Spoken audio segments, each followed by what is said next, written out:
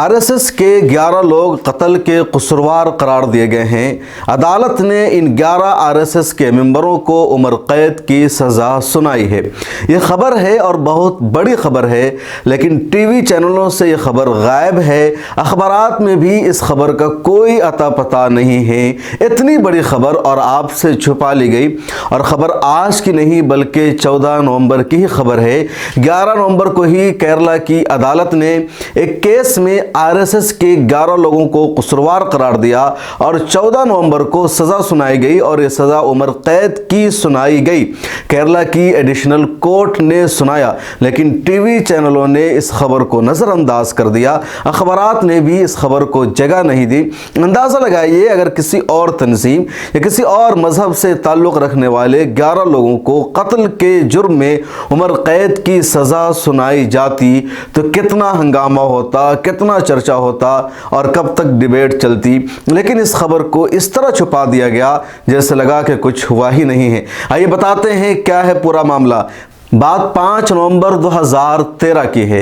आज से 9 साल पहले केरला में शिवा प्रसाद पर हमला करने उसके घर में दाखिल हो गए थे आरएसएस के 11 मेंबर।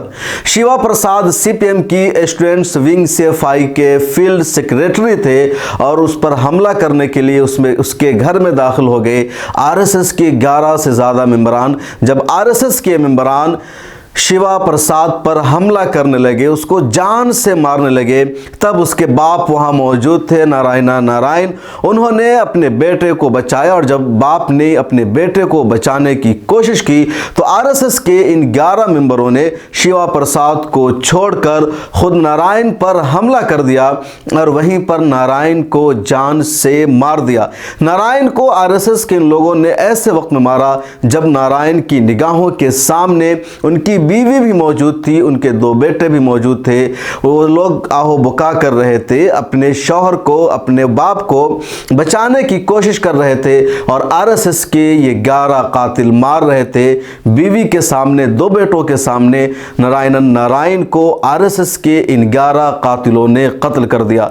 मामला पहुंचा अदालत में और अब 9 साल बाद 11 नवंबर को तिरुवनंतपुरम की एडिशनल अदालत ने इन 11 लोगों को कत्ल का कसूरवार करार दिया और 14 नवंबर को इन्हें उम्र कैद की सज़ा सुनाई गई है।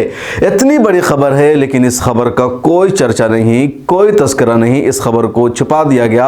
आपको मालूम है कि आज़ाद भारत का पहला दहशतगर्द शख्स को कहा जाता है, वह है नाथूराम गोडसे। महात्मा गांधी का उसने कत्ल किया था। और उसके बाद एक दूसरी बड़ी खबर है कि आरएसएस के 11 लोगों पर कत्ल का इल्ज़ाम था, जो अदालत में साबित हो गया है और उम्र कैद की सज़ा भी सुनाई गई है।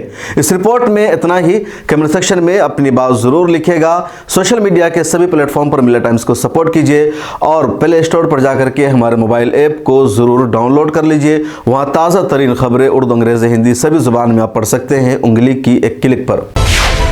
मिलत टाइम्स को आपकी ज़रूरत है, हमारी आप माली मदद करें।